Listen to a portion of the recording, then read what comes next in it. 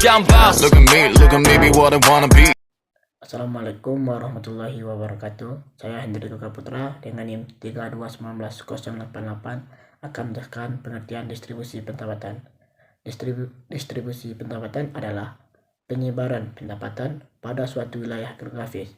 Dalam pengertian lain, distribusi pendapatan adalah merujuk pada penyaluran pendapatan melalui penyelesaian pekerjaan dalam pengadaan barang, jasa, dan bidang niaga lainnya.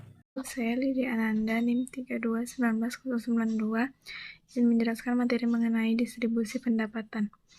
Yang mana distribusi pendapatan itu merupakan masalah perbedaan pendapatan antara golongan yang berpendapatan tinggi dan yang rendah. Semakin besar pendapatan, semakin besar pula pada variasi dalam distribusi pendapatan tersebut. Jika ketidakseimbangan terus terjadi antara kelompok yang berpenghasilan tinggi dan berpenghasilan rendah, maka pemerintah tidak boleh hanya memandang dan memikirkan peningkatan pertumbuhan ekonomi saja tanpa memandang kesejahteraan sosial serta distribusi pendapatan antara masyarakat yang berpenghasilan tinggi dan berpenghasilan rendah tersebut. Baiklah, saya Bella Mulydia, NIM 3219093 akan melanjutkan materi dari rekan saya tadi, yaitu tentang konsep distribusi pendapatan dalam Islam. Distribusi pendapatan dalam Islam merupakan penyaluran harta yang ada, baik yang dimiliki oleh pribadi atau umum, kepada pihak yang berhak menerima, yang ditujukan untuk meningkatkan kesejahteraan masyarakat sesuai dengan syariat. Fokus dari distribusi pendapatan dalam Islam adalah proses pendistribusiannya, di mana secara sederhana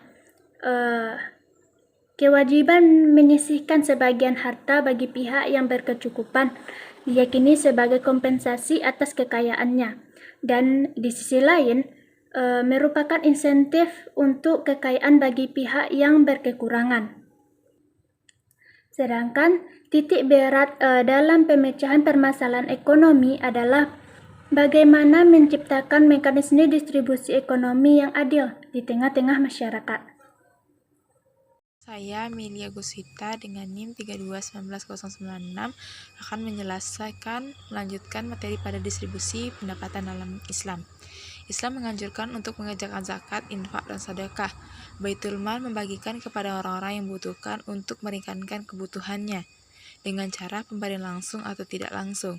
Islam tidak mengarahkan pembagian pendapatan itu dengan cara sama rata, melainkan atas dasar keadilan dan kemaslahatan, di mana antar satu orang dengan orang lain dalam kedudukan yang sama atau bahkan berbeda, mampu atau tidak mampu saling menyantuni, menghargai, menghormati peran masing-masing. Baiklah, saya Elisa Isti dengan NIM 3219164 akan melanjutkan materi terkait tentang efisiensi distribusi pendapatan. Efisiensi distribusi pendapatan dalam Islam konteksnya itu adalah adil. Maksud adil di sini ialah bukan sama-sama dibagi rata, melainkan tidak adanya pihak yang dizalimi dan terzalimi. Karena dalam konsep Islam sangat menjaga kemaslahatan umatnya. Pada hakikatnya harta tersebut ada milik pribadi dan ada hak milik orang lain di dalamnya. Karena pada hakikatnya harta tersebut hanya kepunyaan Allah Subhanahu wa taala. Dalam konsep Islam, distribusi pendapatan tersebut menyatukan kepentingan antara produsen dan konsumen demi kepentingan kemaslahatan umat.